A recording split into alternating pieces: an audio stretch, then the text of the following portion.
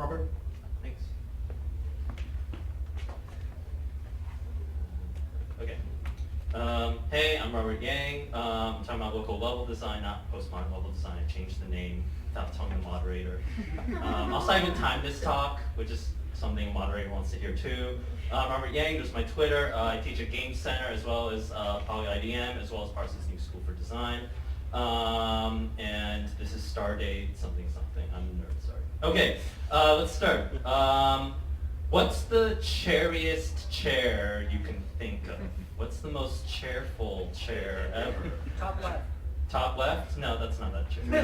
Bottom right chair. Bottom right? No. I like the hand one, but hand that's not foot, very yeah. chairy. The answer is none of these. Plato, ancient Greek philosopher Plato, thought none of those chairs were the chairiest chair. The most perfect chair, the most pure chair, the form of a chair was the one in the upper right. It's this imaginary chair that you can access only through philosophizing about a chair and contemplating it through disinterested logic and such. And then all those other chairs, they're fake gamer chairs. They're not real.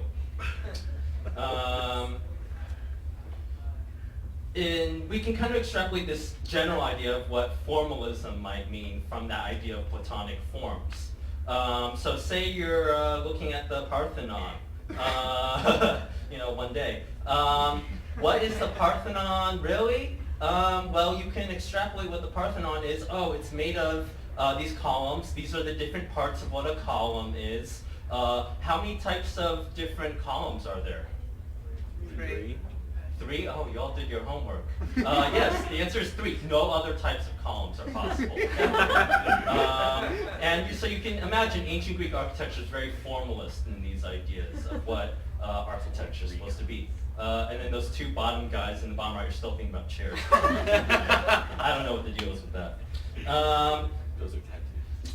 But in architecture, we often also associate this formalism with modern architecture. So say we're looking at the Villa Savoy or Villa Savoy, built by Le Corbusier, somewhere in France, I don't really know. And then we look at it and think about a chair, but the chair is actually a mental representation of what this thing is.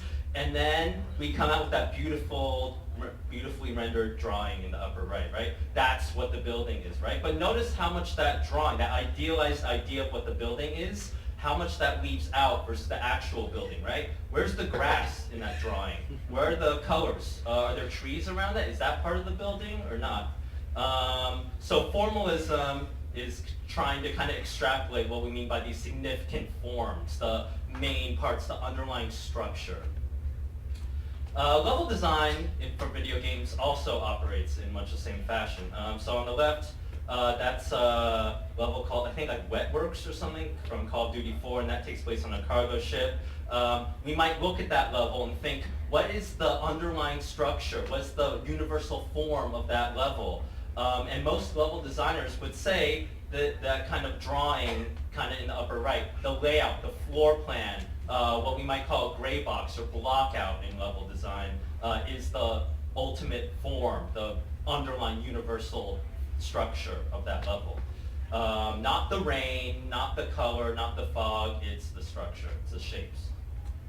And again, this is kind of how the game industry works, and that's kind of how AAA usually builds 3D levels. You might start with that layout on the left.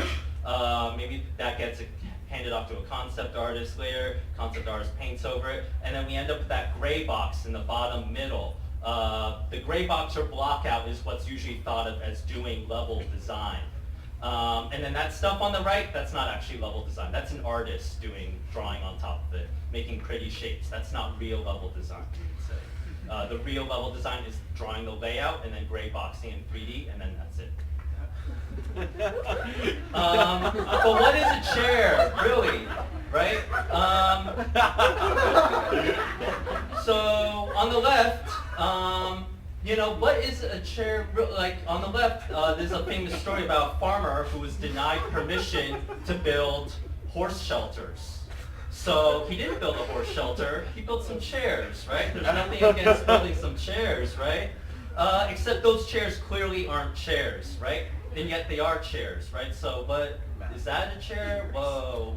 Well, what if we don't see different colors? We just don't see the same colors. And then on the right, you see postmodernism giving Plato the chair, right? It's actually really important in professional wrestling that you use a metal chair, right? If you use a bat or something, it's not the same effect. It's really important that this is a metal folding chair. That's what makes it kind of amazing when you give someone the chair, right? So there's the idea, what is a chair? Well, it depends on how you use it. It depends on your cultural ideas of a chair. So maybe that's why these formalist modernist ideas aren't as relevant to some forms of practice as we might have thought. And then that leads into a general critique of architecture leading up to modernism. Who is this architecture for? If you see Falling Water on the left, built by Frank Lloyd Wright, who gets access to Falling Water, right? Who owns Falling Water? Okay, to visit Falling Water, I'll need like car insurance, I'll need to like rent a car, I'll need to like fly over there, drive over there. So, who can afford that kind of architecture, right? And in general, the history of architecture, most well-preserved buildings are generally for, military, governments, religious institutions, or just plain old rich people. That's pretty much been the history of architecture for a long time. And then more recently, architecture has been kind of been more about urban planning, right? So in the middle, you see Plan Voisin. That was Corbusier's plan to bulldoze the middle of Paris and replace it with housing projects. And then on the right, that's famous Robert Moses, the architect of New York. He had a plan to bulldoze through West Village and replace it with a highway. Obviously, neither of those things happened because society kind of rebelled.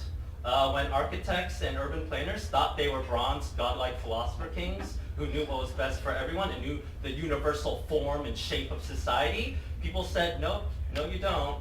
We're going to take away your money now, bye. And that leads me into a story about the Vietnam Veterans Memorial. This is a really beloved piece of memorial architecture, which is kind of fascinating when you consider how unpopular and how conflicted the politics of the Vietnam War are, especially in America, right? But it's really beloved. And if you see any memorial that's vaguely like this, like names etched in the wall, that's because the architect Maya Lin, she pretty much changed the game. She pretty much changed how memorial architecture was done. The Vietnam Veterans Memorial is basically kind of like two cuts. They're kind of like two marble metallic cuts going into the ground. It's like a scar, kind of. And then as you descend deeper and deeper, there you can go on the left, there's the approach leading to the middle. You see more and more names, and it's in reverse chronological order. And each name is a casualty from the Vietnam War until you reach the middle, where that's kind of the origin point where all those deaths started. And her point was to give each name its kind of own personal kind of space and room for reflection. And the material is also really thoughtful too, right? It's slightly reflective. When you look at the name, you kind of see yourself there as well. So maybe death and memorial is kind of this very private, personal ritual, maybe. The politics around the Vietnam Veterans Memorial are really fascinating, though. So it was originally a blind competition. But when U.S. Senator and local racist Ross Perot found out there was a young Asian woman who made this building, he called her an egg roll. Ooh, that's bad. That's bad in case you don't know. That's bad. And then he and Jim Webb kind of conspired to like remove their approval from it. Ronald Reagan's Secretary of Interior James Watt threatened to revoke the permit for the building. Because they thought it was disrespectful to, all the people who died. Except Maya Lin is from Ohio, and she's Chinese American, so they suck, and they're racist white men. I mean, don't get me wrong, I really like white men. I'm married to a white man. White men are great, but not all white men are that great.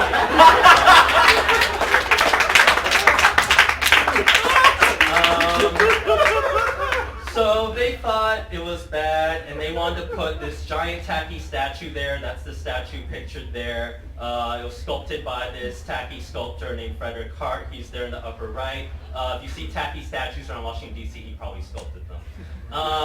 And the whole point of the proposal was that death was this private, personal thing. You shouldn't exploit it for national gain. So what did they do? They put 3 symbolic representational figures, statues, right at that memorial to represent all Americans, right? Except it was just all men, right? And all military men, right? What about all the women who died there, right?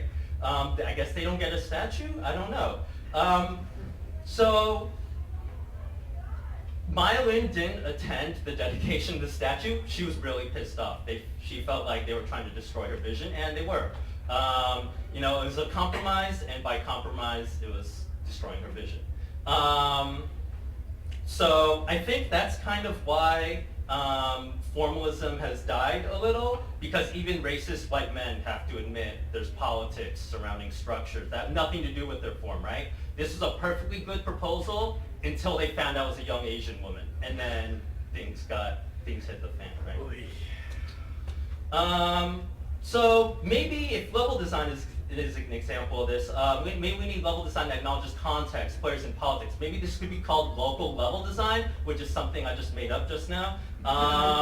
You know, instead of form follows function, what about form follows worldview? Architecture is a political thing, perhaps. Maybe we need to build sustainably for actual people instead of this abstracted idea of a person. Process matters. We need to include communities. So some examples of this are inner city arts in Los Angeles. This is a community arts center for an underserved part of Los Angeles. And what's really interesting about this is, first they painted all the walls white to show that they would maintain the structure and that they would really invest time and community in there. They also built it in stages. They're on the left, top left. You can see kind of the first stage of it. It was just 1 or 2 buildings. But then they kept opening up in stages to give it time, architectural process. You don't just release and ship it and you're done, right? Here's a map called Achievement All V4. This is a map for Team Fortress 2. Team Fortress 2, they tie item unlocks to achievements, which is a really bad idea, because then players will want to grind achievements to get all the items in a hurry. So then all these achievement grinding servers popped up. And then one map was called Achievement All V4. This is an achievement trap. So you'd think you're in this server that's normal and you're getting all these achievements, and then a giant zombie cat comes out of the ground and shoots laser beams and starts killing everyone, and then basically punishes everyone. So here we see kind of a local level design. The achievement grinding map was an invention by the player community, and so is the achievement trap. So it's really fascinating that the community emerged with this type of architecture. Here's the El Guadual Children's Center in Villa Roca, Colombia. This is a community center where they collaborated for 3 years with the community to see what they wanted and did a lot of workshops. And they found that they wanted really wide sidewalks. They wanted bathrooms in every classroom so that children didn't have to ask permission to go to the bathroom. They left some of it unfinished. You see on the right, they give the community a stake in their own architecture by letting them finish it and decorate it. Ornament is important. Ornament is not crime. Ornament is a very important part of our identities. Or we can also talk about the Gary Hudson project, a marriage proposal map for Portal 2. The narrative was that someone hired a person to build a marriage Portal 2 map for their unsuspecting fiance or soon-to-be fiance, and then at the end it was a marriage proposal, blah, blah, blah. What's really interesting about this is that I don't even care about the puzzles in this map, right? Most Portal 2 maps, you're like, oh, were the puzzles good? Was this really fun? That doesn't even matter here, right? What matters is what Google autocorrect suggests in the upper right. The reaction. We want to know the story and the context. We don't care whether it was well designed or whether the lighting was good. And there on the left is the reaction, but I'm running out of time, so I'm going to hurry. Here's the Quinta Monroy housing project in Iquique, I'm sorry, I'm ignorant about languages, Chile. This was there was a community of squatters in Chile, and the government hired a firm to help those squatters out. So the architecture firm actually talked to the people who were going to live in this place and asked what they needed and wow. And there's the workshop in the upper right. So what they decided was maybe they could only just build half of a house. And if they built half of a house, the part that's hard to build by yourself, They make use of the existing residents' ability to adapt their surroundings and build their own homes to finish their own residence. And then that gives them a stake in their place, and then they kind of own their own kind of home. So too long didn't read. I argue that design formalism abstracts people. You abstract a player into the player. But a thing is kind of the sum total of how people react to it. And when we react to things, they're from our lived experience.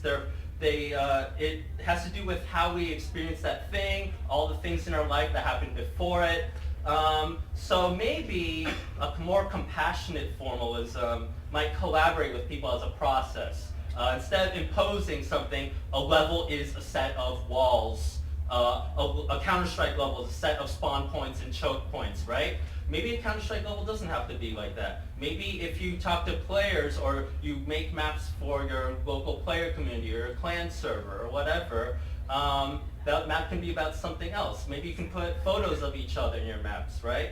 A compassionate formalism would not impose design on someone because that's kind of fascist. Anyway, thanks for not listening. I'm Robert. Thank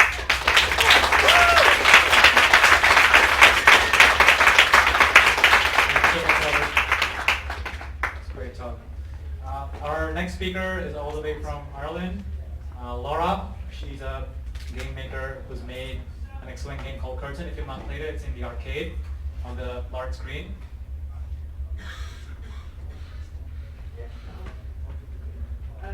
Extended.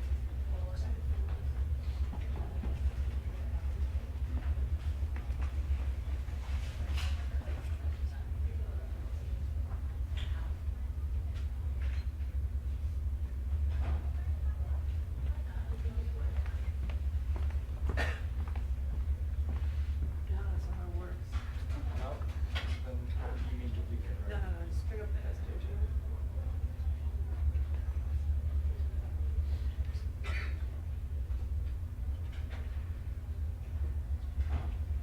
Yeah, I'll start that.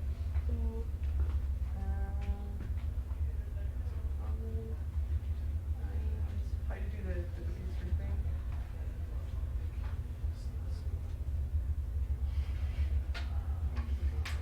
No, I'm not just gonna do it. I didn't want to practice on it.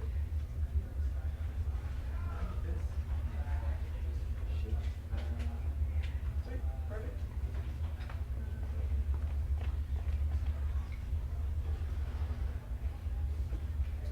Sweet, we got slides. Good afternoon. I'm Llaura, as Ansh introduced me. You've had a few seconds to read the title already. It is quite long. So, escaping the mechanistic death grip. So we need some dramatic music to open this, and how we might make human games. I'm going to propose the idea that the game systems we use are often inadvertently dehumanizing, and it's actually a wonder that we have, the kind of diversity of games and everything that we have around here. There's this kind of black hole in what we do that invisibly pulls us in certain directions towards kind of reaction-based and Twitch gameplay.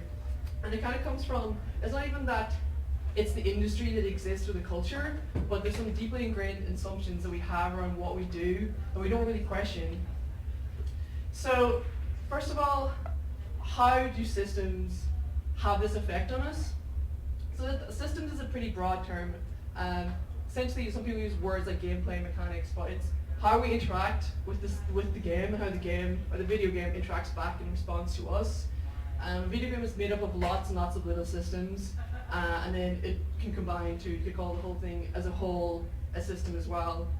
So there's this overbearing focus, as I said, on a particular kind of reaction-based system that are kind of distracting. So these systems, they take over our perception of a game and kind of minimize all the other elements. So we define the games we make in terms of our interaction with them, so platformer, walking simulator, VR, point and click. And why don't we talk about romance, noir, or 18th century travel fiction? Do we have to be defined by our interactions with the game? Can we flip this? Can we focus on what we're saying? And I think there's a way to do this if we focus on the gaps that the system isn't talking about. So I'm going to look at some ways that people have embraced interaction expressing through systems in the past, in the present, and the future. So, system games, first of all, are media. They're phenomenological objects. They're much more than just interaction, but for this talk I'm going to focus on interaction. They are the combination of text, art, sound, and visuals, UI, and more. They're a form of media, or more like actually a class of forms, and because they are a class of very changeable forms, we've kind of got obsessed with the formalism of them. I think that's the point. I am going to focus on the interactivity and the structure of it though, but only because I think we can burn it to the ground. Systems dominate. When we play a totally unfamiliar game, such as Curtain, which Ansh introduced, which is in display over there with giant pixels the size of your face, we're overloaded at first with all these systems and things we don't understand. And Curtain, for instance, visually, it's like this lurid visual static screaming at you. But we are pattern-finding machines, so we learn as we engage with the system to understand it, and we quickly learn, because we're rewarded by the game with progression, we learn how to work out the system. So in Curtain, if you look at this, I guess, animated GIF, if you haven't played Curtain, this just looks like a kind of lurid kind of noise. If you have played Curtain, it looks slightly less like a lurid bunch of noise, but you can see what's happening, you know what's happening. We're rewarded for simplifying the game down to what lets us progress and what lets us move through it. So systems take over and become our understanding of the game. So like people who play Unreal, they turn off all the graphics and play it at the most kind of basic level.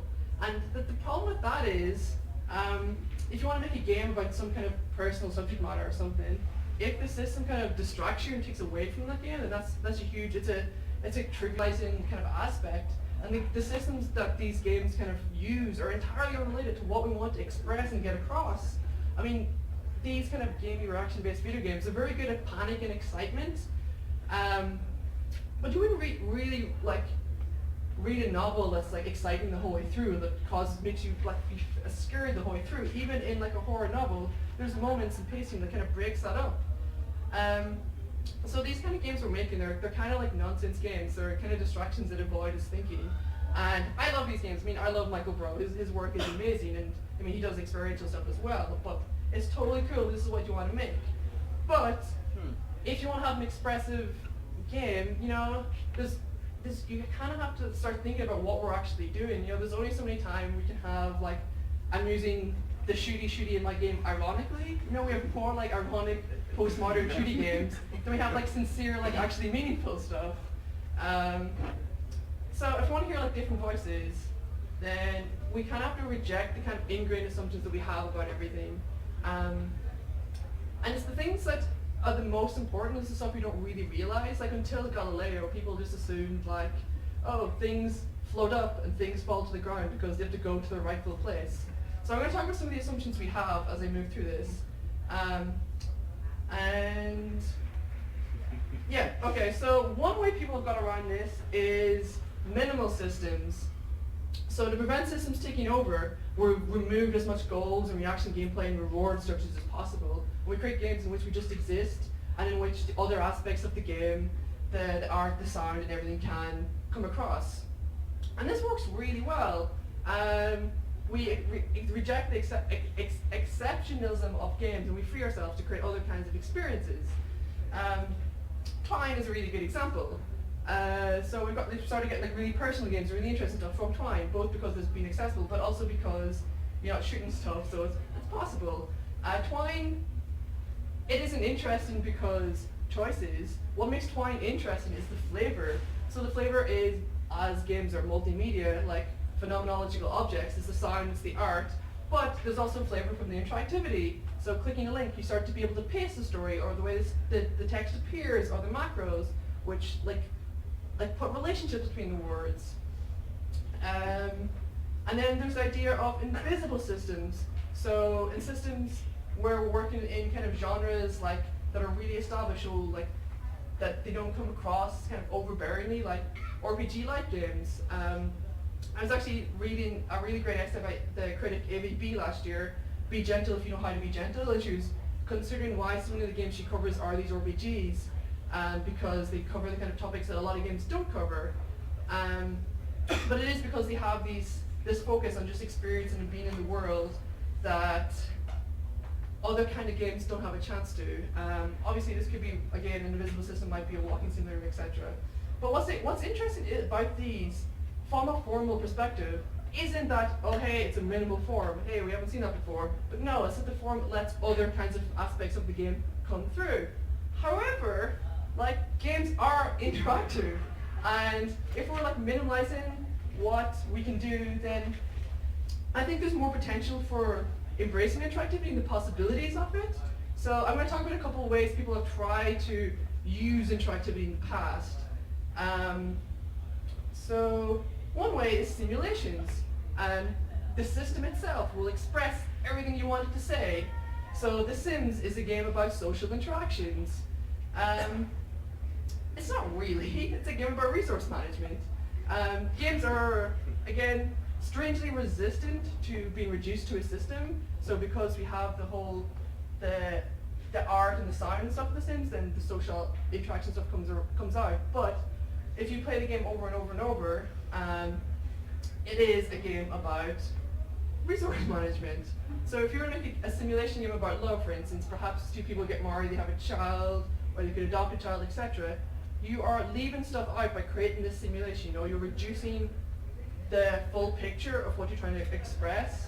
But more than just leaving stuff out, because you're being explicit and making these connections between things literal, then it loses meaning. It simplifies and reduces things.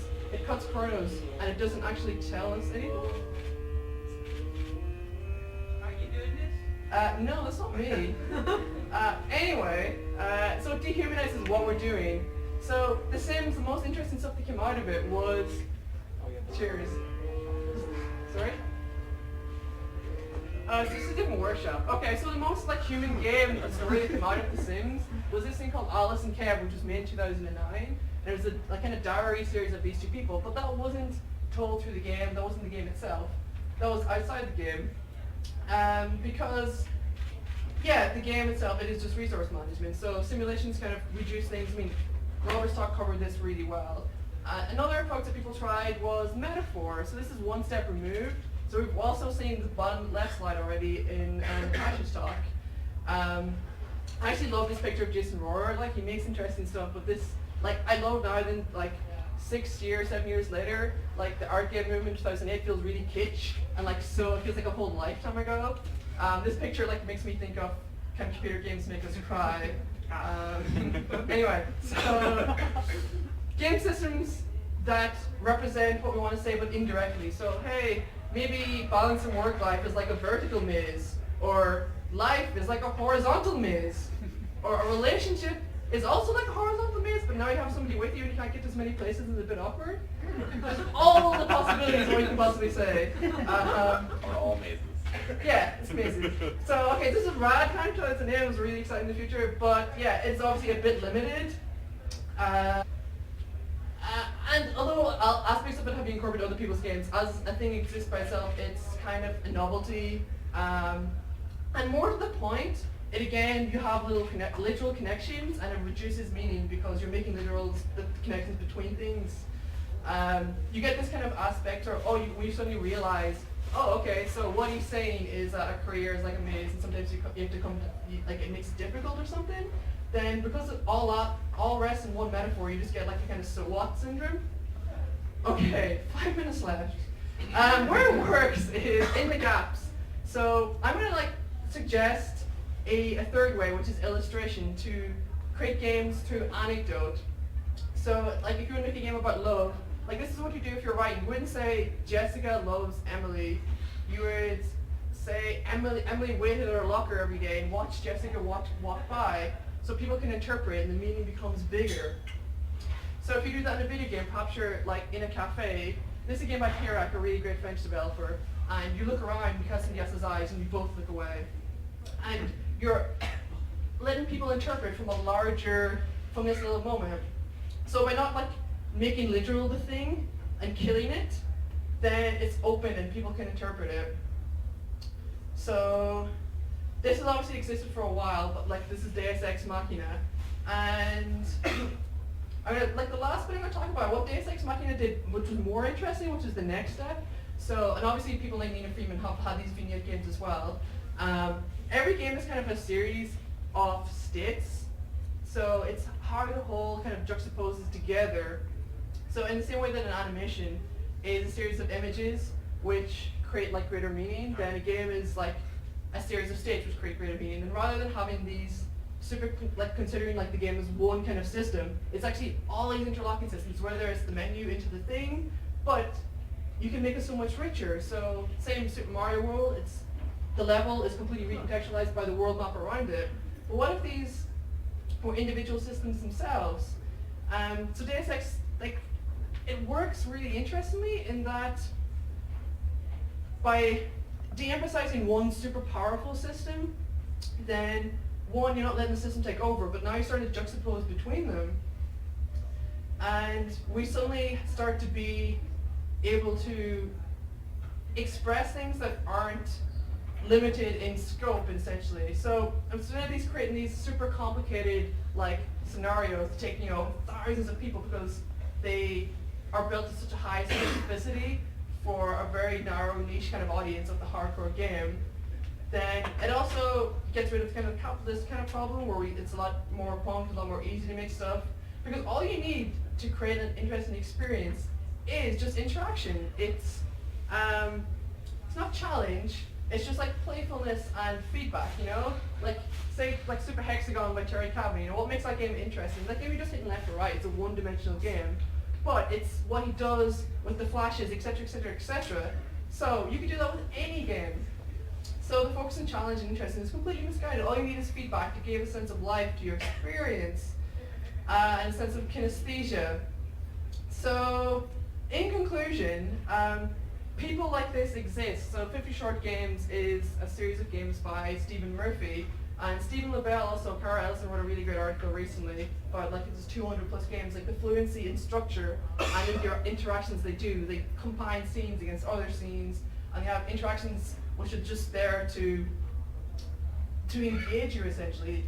And there's so much many possibilities that we can like look at. So even though I skipped over this entirely third section really quickly, the idea of structure, I think it might be interesting to tie that to invisible systems, where you have a coherent system that pulls you through it, so like a point-and-click game, or HyperCard, for instance, and have the interesting like anecdote mechanics on top of that.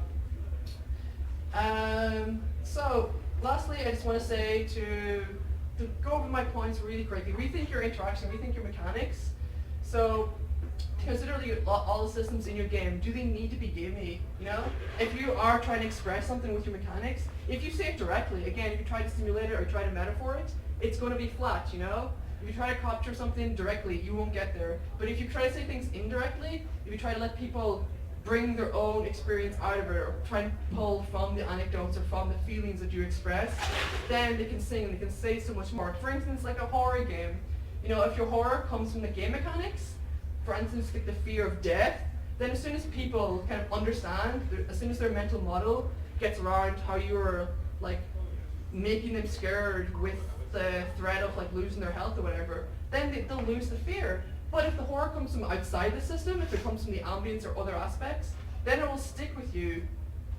The end of the curtain ends on a really ambiguous note, where you're really not quite sure to make. There's this horrible text and this uplifting music. And because it doesn't resolve in a simple way, then you're left thinking with it. And it's maybe and then the last point is rethink your structures. So again, let people think, don't tell them. 1 minute left, Ange, and one last slide. So this is a super quick troll through, and we can let's even just take in this game for 10 seconds. I'm gonna use this last minute now that I rushed through the last couple minutes. Okay, cool. So I think with any way to think about video games, I think the most useful and interesting thing that we can do is find the ways to think about them that will let us create more interesting and new games, rather than the correct way. I was reading, this is off topic, but I was reading Concerning the Spirits and Art by Kandinsky on the plane on the way over, the famous abstract painter, and he's talking about the philosophers of the aesthetic, where the people who do define like what a game is or what's good game, etc., they're always behind the cutting edge. And if we have these barriers, the barriers is going to be behind there, but we're just limiting ourselves. So in this talk, I kind of wanted to get across this idea of the video game poet trying to talk through anecdote. But I think we can burn down every orthodoxy, you know? Like, games aren't one system, they're a collection of systems, and they don't have to be overpowering, horrible, horrible, horrible things. They can be awesome, and then become human, and we can all make them. So, thank you.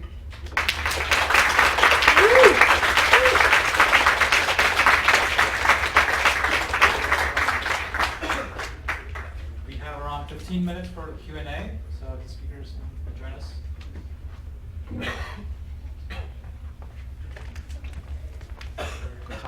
Cheers. Any questions? What was that about? Questions?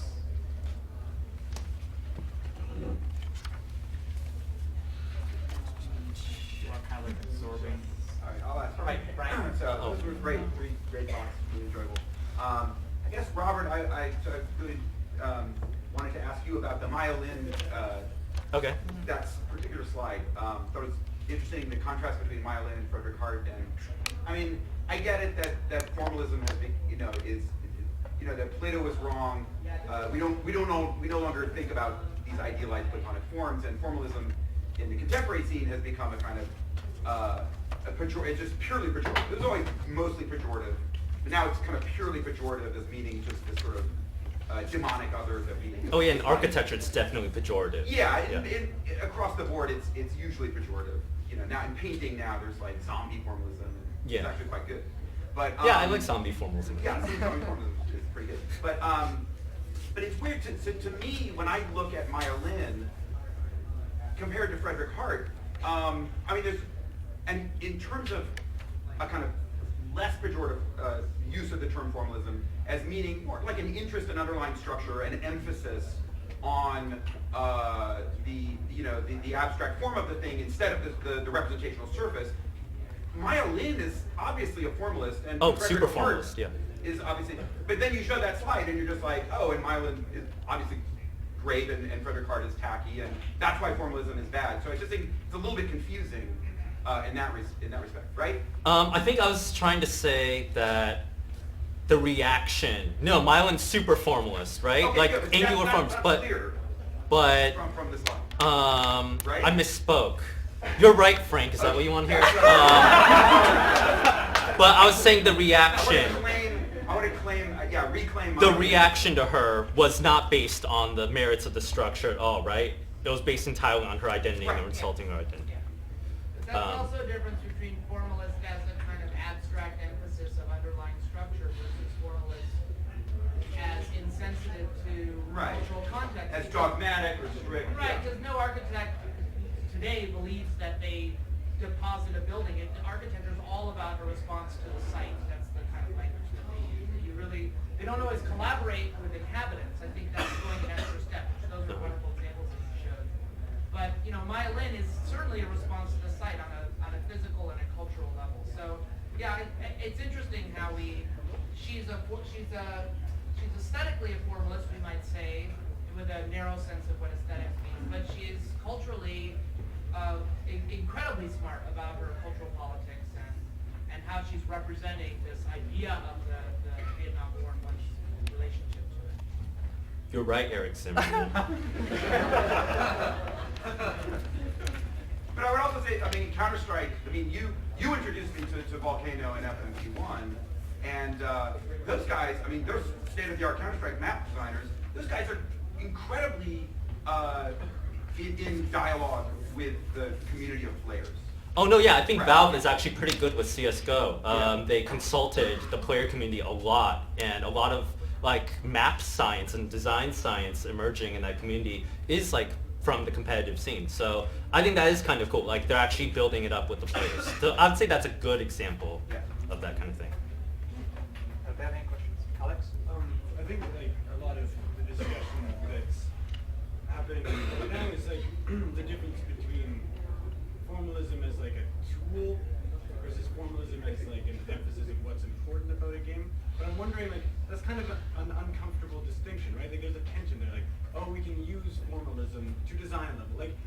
even the buildings you're talking about that take into account people's reaction to the space and the way they live there, they probably also have blueprints, right? Or 3D models of their buildings. Yeah, totally.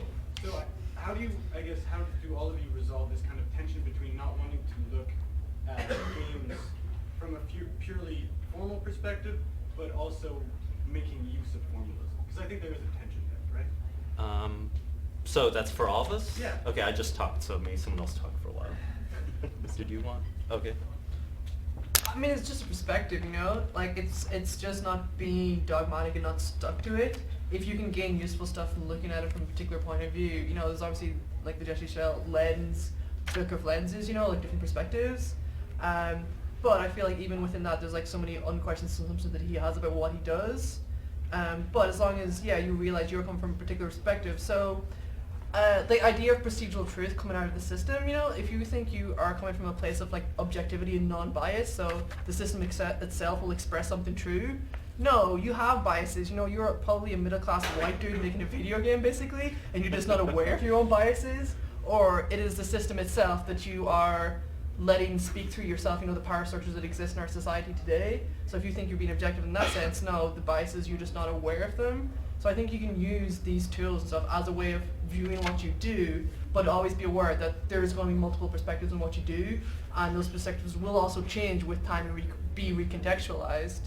I was almost going to talk about like Derrida a wee bit, an idea of like défaillance and stuff, but that touches on, I think, you a wee bit. I don't know if you have any words. Yeah, I mean, I agree with what you just said about this, this idea of having a structure and responding to it in various ways and using the structure to do different things. And I also think it's worth saying that it's okay to have sort of these extreme experiments as well to kind of push these ideas in different directions, and to not be afraid to go there just to test out these systems and how kind of powerful they can be. And we're seeing a little bit of that happen here and there, and I think that that's a really valuable way of understanding the system itself and what it's capable of doing. Oh, can I? Sure. Yeah, I think my beef with formalism is if you don't question where the formalism is coming from, then it's bad formalism. There's good formalism, like Frank and Eric, and then there's bad formalism, Make sure like it's all okay. I don't know, like the gate that will not be named or something. Right.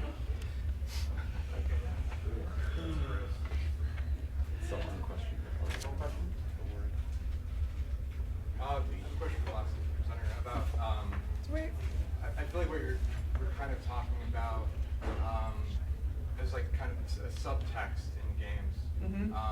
and not kind of like being on the nose about things like those Jason Rohrer games, Right. with the metaphor. It's kind of seems like it's you know, there's like not much more to it. Right.